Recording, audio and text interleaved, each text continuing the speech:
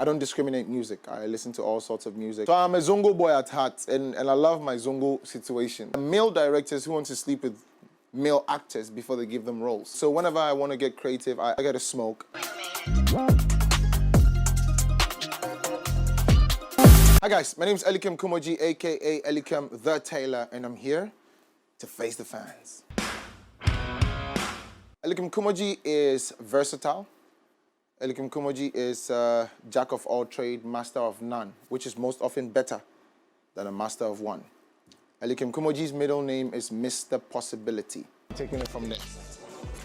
Because we are... Yes, I felt depressed many times when I reach a creative block or when I'm overwhelmed with, you know, family, work. There's certain times when everything just comes crashing down. And then I later on learned in life that it's normal. You're gonna have highs and you're gonna have lows. You win some and you lose some. And then I was like, you know what? We'll deal with it. So when the camera is on, fashion is getting really big from Ghana to the world. Shout out to Christy Brown, shout out to Chocolate, shout out to Abrantia, shout out to Elikem the Tailor, shout out to Pistis, shout out to those changing the face of the game of fashion in the country.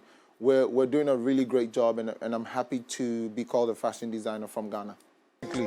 Unless maybe I don't discriminate music. I listen to all sorts of music. Once the quality is amazing and it's got a good storyline, you'll get me bumping my head. Actually to move, but you're supposed to be tricky. I love a Stonebwoy by all means. I love me a Sarkodie. Let me see if I can pick a female artist. Ifya is amazing. She's got a great vocal pitch. And that's because it's top 3, but otherwise the list goes on and on. I love Ghanaian music. I shout outs to Pistis again, shout outs to Chocolate, shout outs to Christy Brown, Abrantia, shout outs to Elikem. So they say in isolation, a man reaches elevation. And so whenever I want to get creative, I isolate myself. I get my book, I get my paper. Sometimes I get some green tea, sometimes I get a smoke, and then I get creative. I also usually go far away. I go back to my hometown in Keta, around Jalukofa. Nama nonyida afuafon kumana nama kwa idea so vana ganada tamanam ko bang we enter.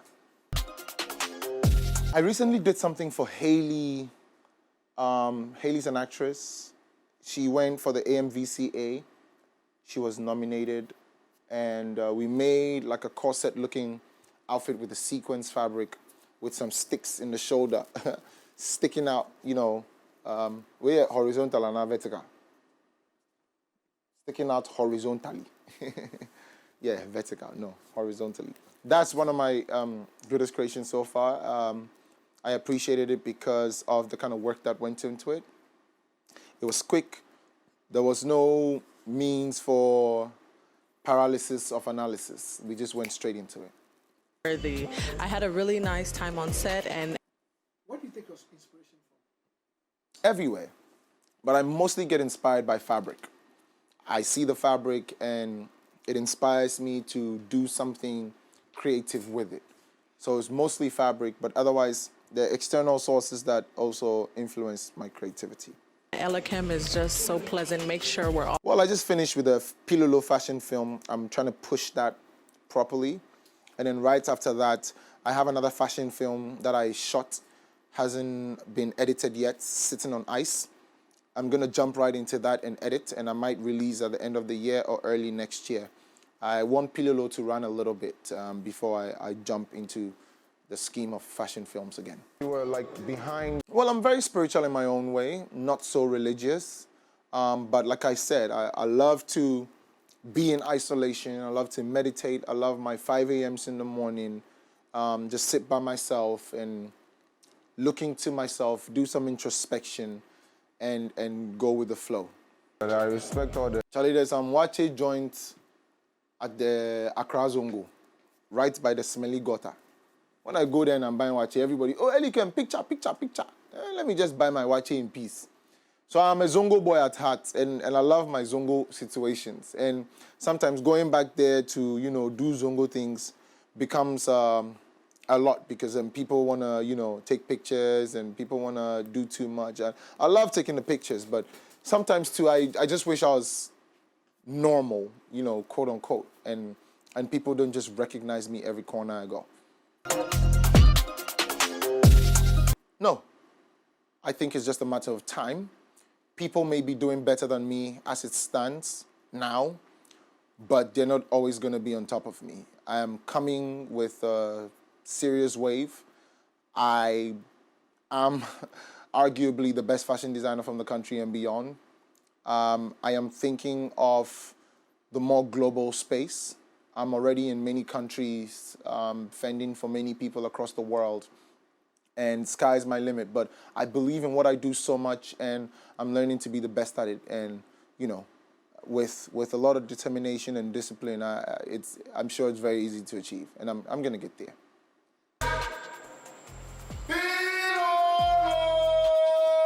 Fashion and acting. I'm very passionate also about being a father. That's maybe number one on my list. Everything I do for the kids.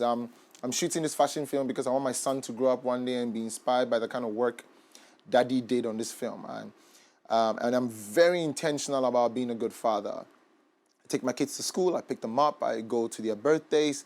Unless I'm super busy and out of the country, I'm very intentional about being the best father I can be. That people are going to come at you regardless. Whether your stuff is good or bad, people are still going to come at you, especially for all the wrong reasons. So when people are not able to achieve the level of success that you have, they think you found other dubious means to make it, or you don't deserve to be there. So they run down all their frustration on you. And I have slowly come to realize over the decade from when I started becoming famous that it's just the way things are going to be. So, hey, let it out. Put your stuff out there. Put your creativity out there in the world, and let the people who love it, and let the people who don't.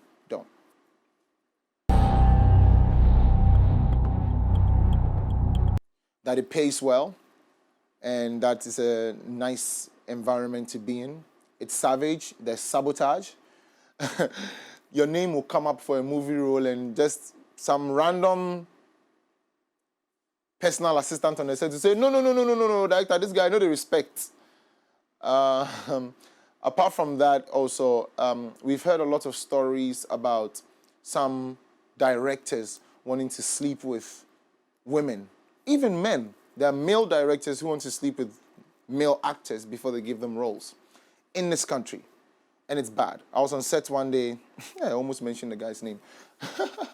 I was on set one day, and another younger guy came to me and said, Elikem, this thing that's going on, I don't like it. I need to tell someone about it. This gentleman, director, called me to his room that he wants to give me a role, but he has to touch me first. He has to do something with me first. At first, he was confused, but when he understood that the guy wanted to sleep with him, he was very shocked. And he had to tell someone, and I heard stories about this very same guy, but I never really heard it directly from someone who was attacked just the night before. And so that for me was a no-no. Picking up talent should be purely based on talent and skill and discipline, not that they need to give something for it first. That messes up and dilutes the quality of what we need to churn out as a movie industry, and just puts people who have just slept with the director in a film instead of putting people who deserve the role in the film.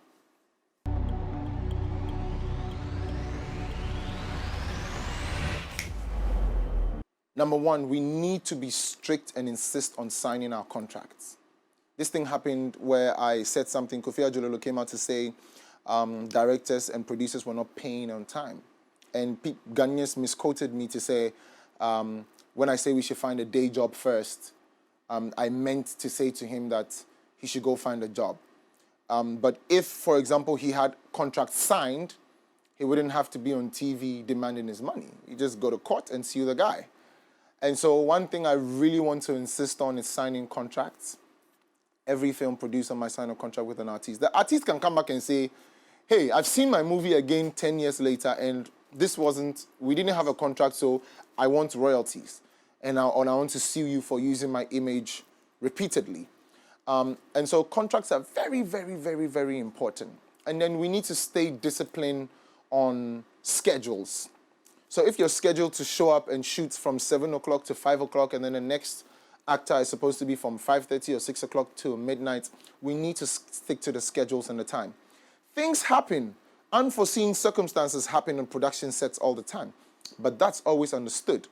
But we're not going to show up on set and maybe the director is late, or the DOP hasn't showed up on time, or they forgot a mic in the studio, and so it drags things. And the last thing is actors should get paid for overtime.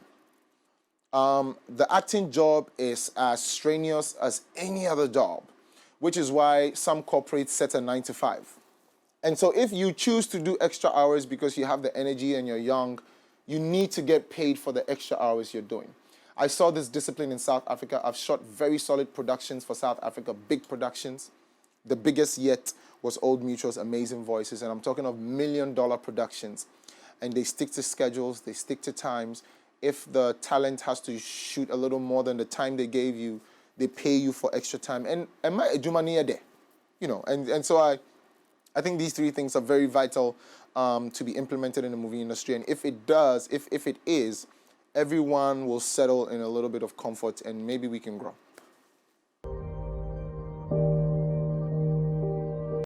Cook up propaganda or cook up controversy.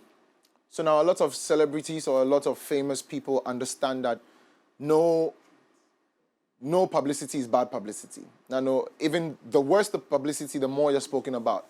And we're looking for free media. I hired bloggers recently to my fashion film premiere, and I paid them a hefty sum of money. And so to cut the corner of not paying big money to the media, you do something controversial and then you're spoken about already. Look at our brother and sister who is trending because a book was written and a rap was sung. A rap song was sung.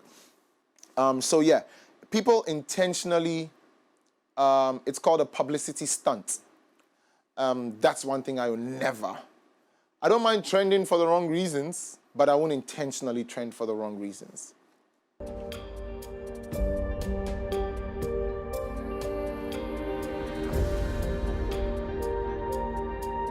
That I was a father to a certain young girl. And it was crazy because I would have been too young to have that child. I would have been 13 years or 12 years old to have that child. And that was the craziest yet. I laughed it off. I never commented about it till now. But yeah, and like I said, once you're famous, people are looking for things around you. You know, yeah, success breeds a level of envy and hatred and jealousy and entitlement. You know, that somebody will see you on TV and say, sa Elikem no. Meaning no go school or ya boakra na we now dikenki or form na onyobia or them in film. It's just those levels of, you know, that we get that is not so pleasant, but it comes with the craft and the trade. So we love it still. Well, I want to be known for changing the face of the fashion industry, which is why I'm merging fashion with film. I want to tell typical Ghanaian stories with fashion films. And these are two things I love to do, film and fashion. And so here I am. The first of many is Pilolo. Go check it out, Pilolo Fashion Film on YouTube. And then every year there's something solid I'm going to release around the film that has got to do with fashion. Best Ghanaian food. I used to love abom. You know, is it abom or abom? Abom, with the hard plantain and the one that the kuntumri that they grind. I still like it, but now I'm gearing more towards abobitadi. So I've been going to Keta a lot lately, and the abobi fish, the really small tiny fishes that they dry up. No quick or atadialo dechialo nana vivinako with the awakble. So I think that's my favorite now as it stands, but it changes with time, Charlie. Food is sweet, so how can you just stick to one? I'm loving a young lady that I discovered recently and to have and to hold that I'm filming with. Her name is Nanaba Krenzel. Desiree. She's Abba in the TV series. Great actress, great actor. I also love me Jackie appears good, you know. Looking through, Nanama McBrown is also very versatile. So I love me some Nanama McBrown too. She's able to switch between the Chi and the English, you know, effortlessly. Aside me, well, I'm slowly becoming a good actor. I watch myself now when I compare it to before, and I'm like, you tried. More grease to your elbow. So I'm not one of my favorites yet, but give me some small time. On to my favorites. I love me and Ajete Annan. I learn a lot from him. I'm on set with him every now and then, and I ask him, okay, so this line, how do you think I should rather say it? He says, you know what, just give a beat right after the first line and then do the other. And it's fluent. The guy knows his job. He knows what he's doing, and he does it well. Next on the list, I might... strange, hey?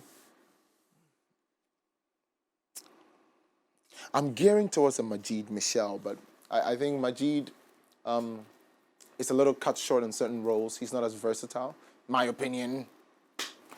But Majid is also a great actor with the little that he does. So let's put Majid as number 2. And for the third, I want to jump onto a new guy.